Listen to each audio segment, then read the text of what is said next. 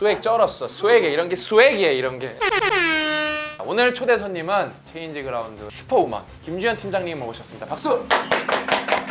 처음에 제가 체인지 그라운드를 입사하게 됐을 때 저도 체인지 그라운드를 거절할 만한 세 가지 이유가 있었어요.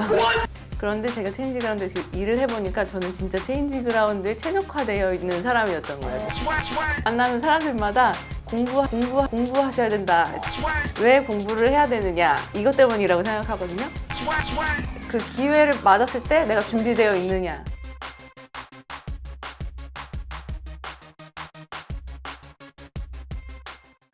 여러분 안녕하십니까? 뼈 있는 MMA 대잔치 뼈아대 우리 김 팀장님도 잘하셨습니다. 오늘 초대 손님은 체인지 그라운드에서 슈퍼우먼 아기가 아니죠. 이제 우리 3형제를 키우면서 팀장으로 근무하고 계시는 김주현 팀장님을 모셨습니다. 박수! 오늘 김주현 팀장님이랑은 우리는 왜 공부해야 되는가, 이제 자기 인생의 경험이 녹아 들어간 거를 살살 진짜 한번 얘기를 한번 해볼 건데요. 어떤 걸 얘기해 주실 건가요 오늘? 네, 저는 일단 저를 처음 보시는 분들도 자기소개, 많으니까 제 소개를 먼저 하면 저는 가끔씩 언급되는 그 김 팀장의 주인공 김주현 팀장입니다. 저는 오늘 왜 공부를 해야 되는가에 대한 이야기를 하려고 하는데요. 처음에 제가 체인지 그라운드를 입사하게 됐을 때 이야기를 먼저 해드릴게요. 그때 제가 처음에 불합격됐다가 2차로 합격을 했는데요. 특채. 그런데 제가 나름 저도 체인지 그라운드를 거절할 만한 세 가지 이유가 있었어요. 첫 번째 이유는 이 자리가 굉장히 귀한 자리인데 어떤 청년의 일자리를 빼앗는 게 아닐까. 그런 고민이 하나 있었고, 근데 그거는 괜한 오지랖이었죠. 실제로 근데 그렇게 썼었어요. 그리고 두 번째는 이 일을 함으로써 제가 이 육아의 시간을 빼앗아서 아이들한테 신경을 덜 써주는 게 아닐까. 아이가 셋이에요, 삼형제. 그랬는데 그거는 애들한테 제가 시간을 많이 있다고 해서 애들한테 시간을 더 써주지는 않더라고요. 맞아요, 저도 그래요. 맞아요. 그래서 그것도 해결됐어요. 근데 세 번째 가장 중요했던 건데 이건 약간 자기 개발에 대한 의구심 같은 게 제 마음속에 있었어요. 근데 사실 지금은 뭐 부질없는 거 아닌가, 그 쓰레기 책들 막 그렇지. 그리고 저한테 이 체인지 그라운드 소개시켜준 지인이 굉장히 자기 개발 열심히 하시는 분이었는데 우리 경찰 선생님 그쵸? 네. 자기 개발 중독자잖아요, 그분요. 어느 정도 심했냐면 그 부인이 제 친구거든요. 서로 이렇게 알아. 근데 어떤 정도였냐면 밤에 새벽에 4시 반, 5시 반 일어나갖고 만보인가 하여튼 절을 하는 거예요. 막 운동 겸 자기 마음을 다스리느라고 잠자는 시간에 왜 저러냐. 제 친구가 와이프니까 맨날 둘이서 그 욕했거든요. 약간 흉보고 지금 보고 계실 거예요 아마. 그런데 정말 그 자기 개발에 대해서 굉장히 피곤하고 힘들고 지치는 일, 그리고 뭔가 지금 주어진 현상에 그냥 감사하고 살면 되는 거 아닌가, 이런 약간 안이한 마음을 가지고 있었죠. 그런데 제가 체인지 그라운드에서 일을 해보니까 저는 진짜 체인지 그라운드에 최적화되어 있는 사람이었던 거예요. 그리고 지금 이제 저는 수액 쩔었어. 수액에 이런 게 수액이에 이런 게. 만나는 사람들마다 공부하셔야 된다. 근데 대기업 다니시는 그런 분들한테, 그런 좀 높은 직급이신 분들한테도 공부 전도사가 제가 되었습니다. 왜 공부를 해야 되느냐에 대한 여러 가지 이유가 있겠지만 저는 딱 오늘 하나만 이야기해 보려고 하는데요. 크게는 삶의 방향을 설정하는 것, 그리고 작게는 고민에 대한 답을 찾아가는 것, 이것 때문이라고 생각하거든요. 제가 어제 혼자 점심을 좀 늦게 먹었어요. 근데 제가 재택근무를 하다 보니까 혼자 하루 종일 있으니까 라디오를 켰어요. 심심하니까. 라디오에서 재택근무의 장점이네요. 근무하면서 라디오도 킬 수 있고, 그렇죠? 심심하니까 근무하면서 너무 조용하니까. 회사에서 그렇게 못 하거든요. 회사 좀 나른한데 라디오나 킬까 그럴 수는 못 하거든요. 그래서 사람 목소리를 좀 듣고 싶어서 라디오를 켰는데 둘이서 원래 이렇게 MC가 2명 있는데 한 분이 사정이 있어서 안 나오시고 되게 옛날에 유명했던 개그맨이 게스트로 그날 1일 메꾸려고 그 자리에 나오신 거예요. 근데 뭘 할까 하다가 그냥 재밌을 것 같아서 고민 상담을 해보자. 그래 고민 상담을 한 거예요. 근데 굉장히 많은 메시지가 왔대. 그 사람들이 얘기하기를 우리가 이런 질문, 우리가 이런 고민까지 받아도 되나? 그런 정도로 고민이 여러 개, 깊은 고민들이 많이 온 거예요. 근데 제가 저번에 저희 고민 수집하는 그 엑셀 리스트를 봤는데 딱 그것만 봤는데 되게 마음이 무거워지는 장난 느낌이 아니에요. 있었거든요. 보셨죠?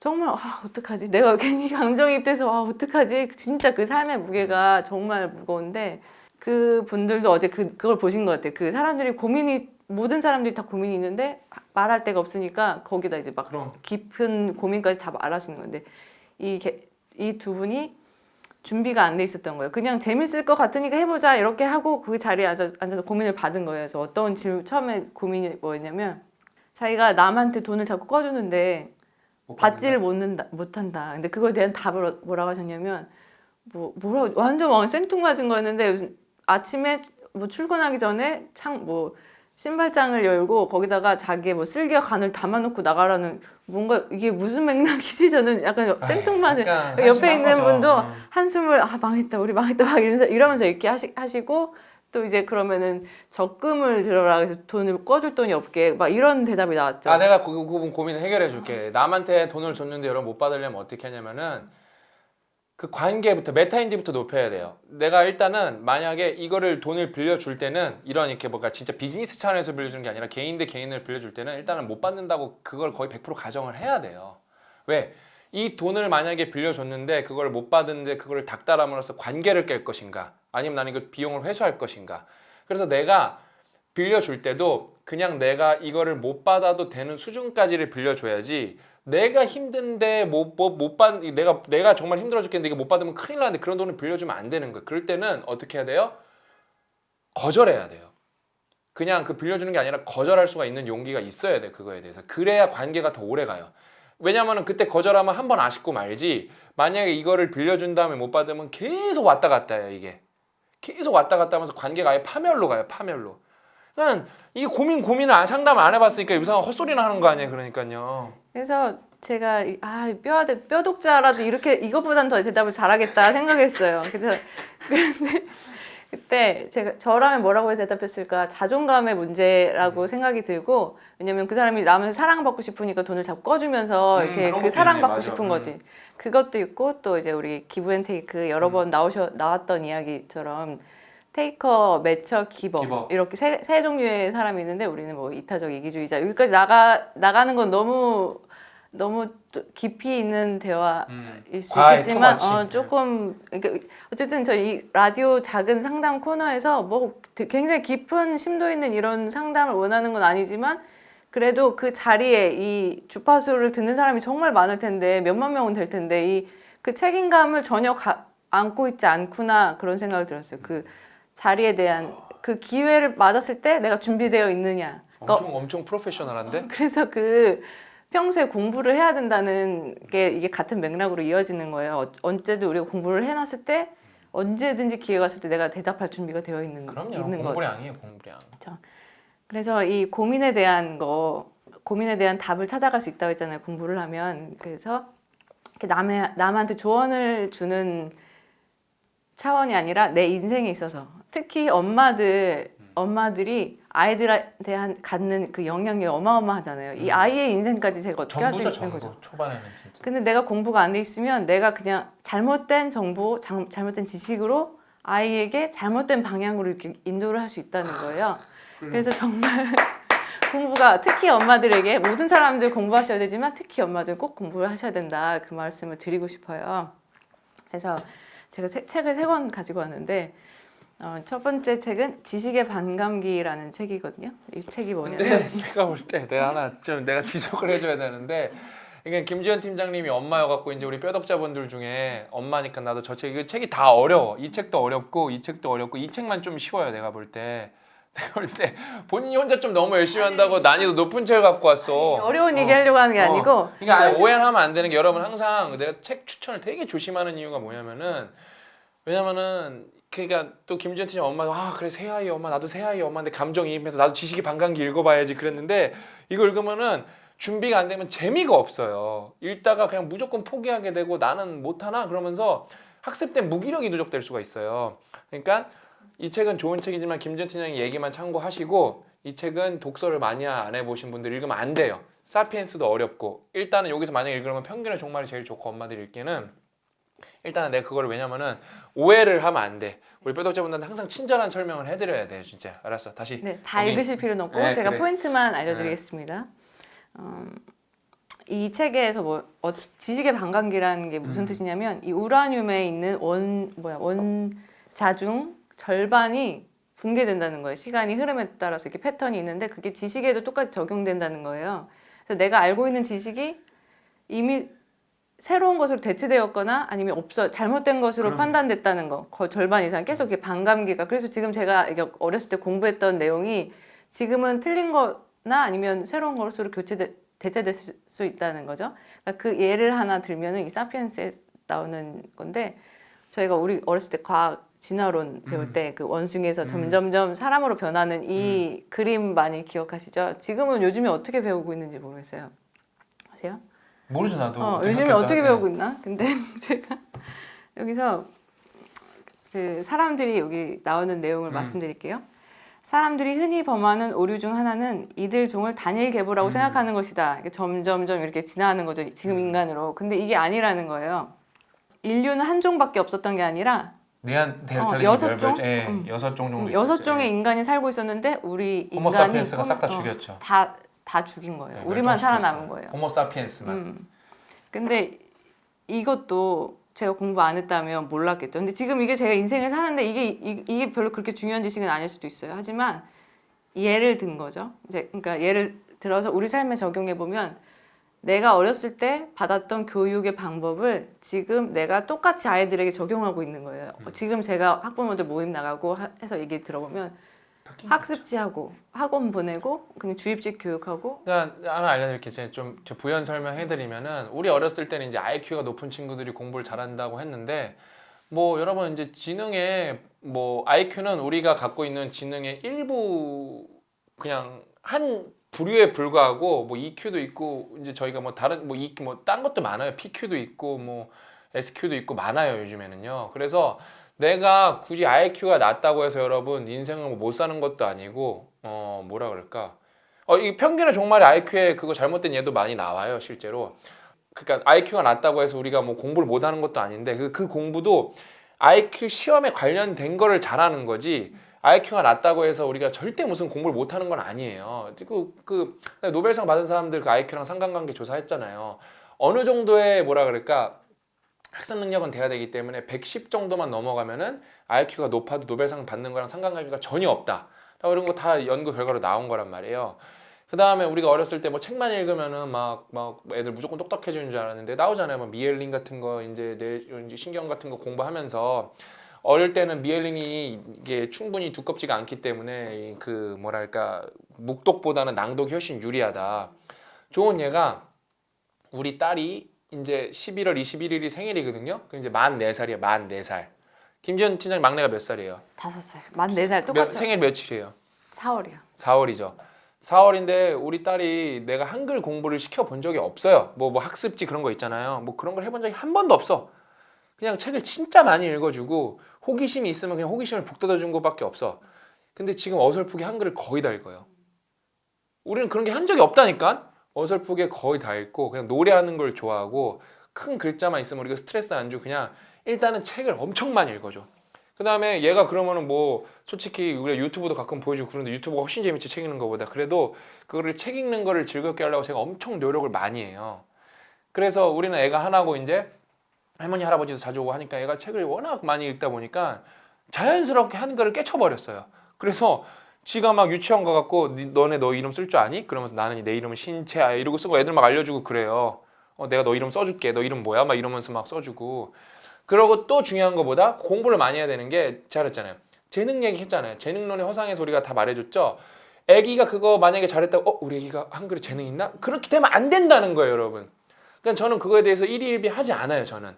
그냥 나는 우리 딸이 그냥 건강하고 올바른 가치관을 갖고 그냥 학습 능력만 있었으면 좋겠어요. 심지어 난 대학에 안 가도 상관없다니까요. 그러니까 그런 게 진짜 내가 얼마나.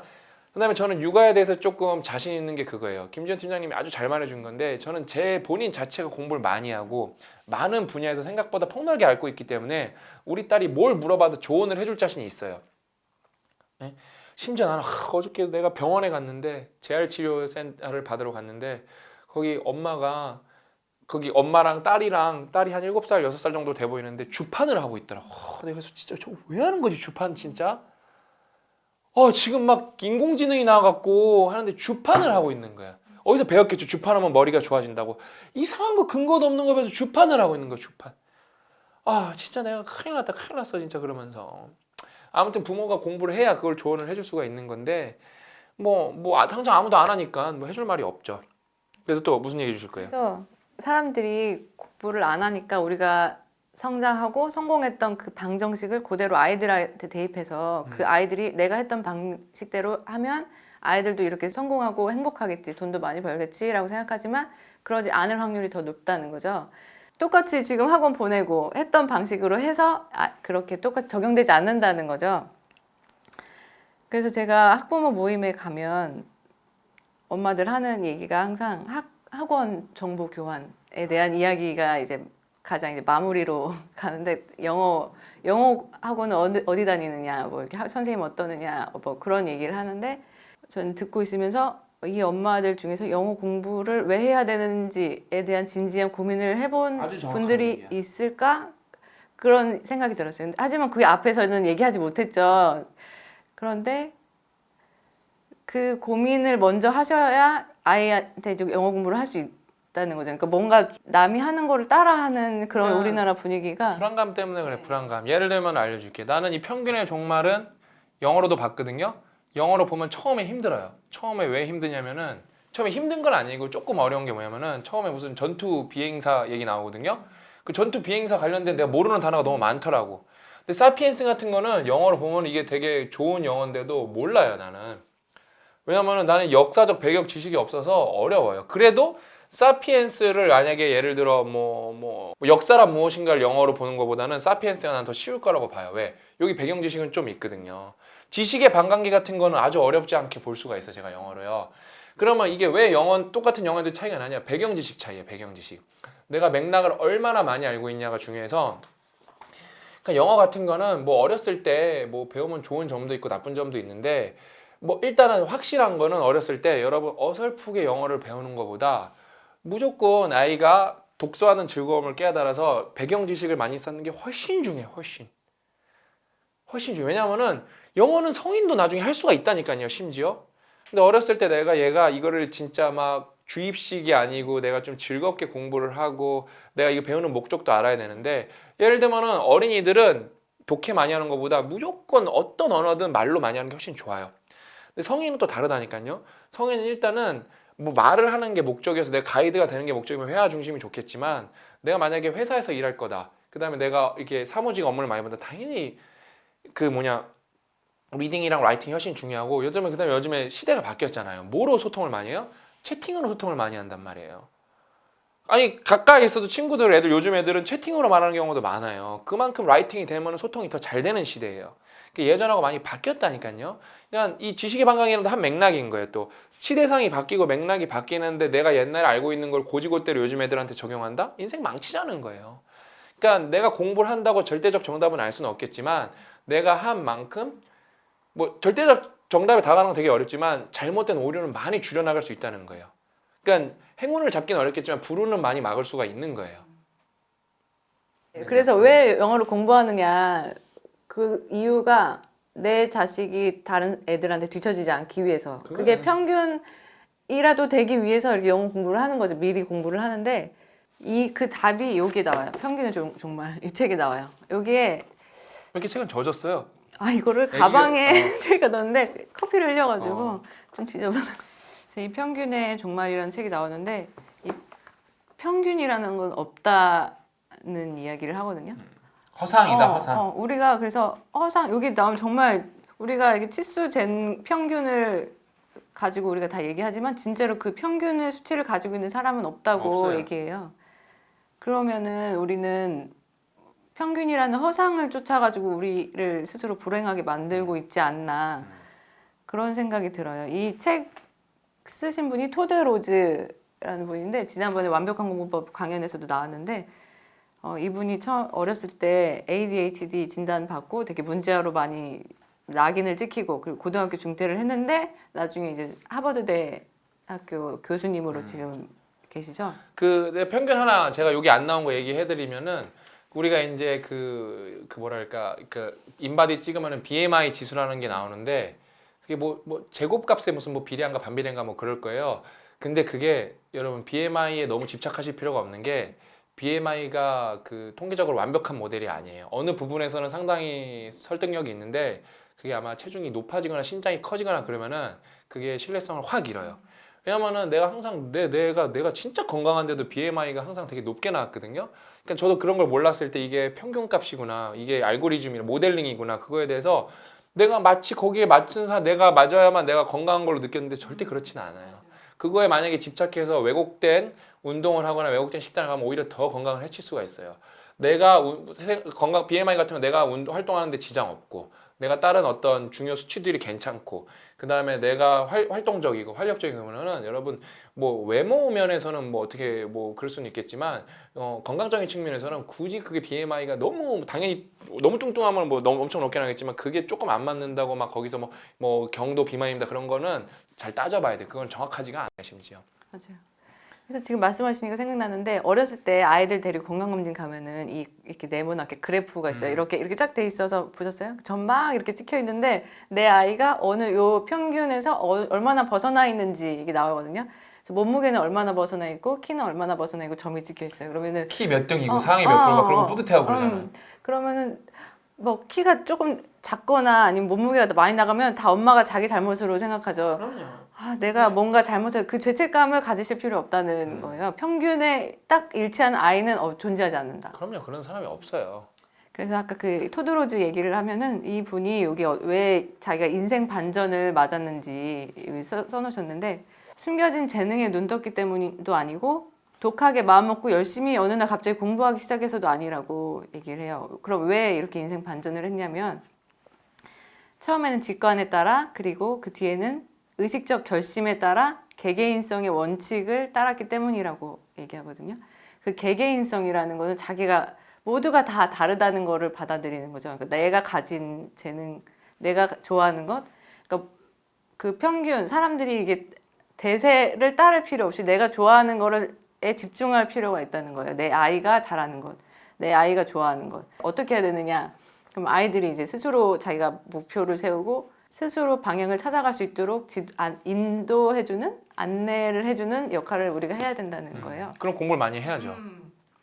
그래서 그 공부가 우리한테 필요하다는 거예요. 그러니까 우리가 어렸을 때 공부했던 것처럼 너 학원 열심히 다녀, 숙제 열심히 해 이렇게 하는 게 아니고. 여담이 있는데 우리 회사에서 이거 평균에 정말 독서 모임을 했는데 김지현 팀장님 이거 보고 이 책이 너무 좋다고 자기 인생 책이라고 그래갖고 이게 이제 왜 심윤준 박사님이 이 책 읽고 많이 얘기하셨구나 그랬대요 고영성 작가님한테. 근데 저는 이 책을 읽은 지가 얼마 안 됐어요. 여태까지 저는 이 책을 안 보고 얘기를 했는데 여기 저희랑 가치관이 되게 비슷해요. 이 토드 로즈 교수가 진짜 그니까 아무튼 이 진짜 여기서 보면은 여기서도 이제 세 가지가 나오는데 뭐더라? 맥락적 사고랑 뭐더라? 맥락의 원칙, 그다음에 들줄 낮추기 원칙, 경로의 원칙 이렇게 세 개 나오는데 이게 진짜 좋은 책이에요. 이게 진짜. 그다음에 이게 진짜 토드 로즈가 제가 이분 이런 책을 쓴 줄 모르고 고영선 작가님이 완벽한 공부 1장의 주인공인데 진짜 대단한 사람이에요. 진짜 이 사람 보면은 진짜 내가 느끼는 게 많고 여기 제가 그때도 말씀드렸지만 여기 교사 학부모 필독서라서 여기 제가 볼 때 기업인도 다 읽어야 돼. 왜냐면 맥락이 다 다른 건데 맨날 획일적 잣대로만 사람을 평가하려고 그런단 말이에요. 딱 기준 하나로만. 그 자체가 잘못된 발상이고 나 여기서 제가 항상 말하는 거 저는 이 책 읽기 전에 제가 항상 말하는 게 있었어요. 제가 어디서 봤는지 모르는데 어디서 본 건데 아마 철학서적에서 본 것 같은데 교육의 목적은 뭐다? 아이의 온전한 독립이에요. 교육의 목적은 내가 아이를 막 이렇게 아바타처럼 막 이렇게 레벨업 시키는 게 아니라 이 아이가 자기만의 가치관과 철학으로 세상을 온전하게 살아나가게 만들 수 있는 게 교육의 목표인 거예요. 그래서 이 책은 진짜 뭐 학부모라면은 한 번쯤은 꼭 읽어보면 진짜 좋은 책이에요, 진짜. 또 뭐 말씀하실 거예요? 그래서 제가 지금 아이에 대한 이야기를 좀 많이 했지만 이게 그냥 아이를 가지고 아이가 없으신 분들에게도 공부가 꼭 필요한 이유가 여기 그건 지식의 반감기 책에 나오는데 지식이 어떻게 변하는지 작동하는지를 알면 이 세상을 이해하는데 더 쉬워진다고 얘기하거든요. 그래서 이 공부가 되어 있을 때 아까 그 상담하신 그 코너에 그 자리에 있었을 때 내가 딱 제대로 된 답변을 얘기해 줄 수 있는 것처럼 아이뿐만 아니라 남에게 조언하는 것뿐만 아니라 나의 인생에 있어서도 굉장히 도움이 많이 된다.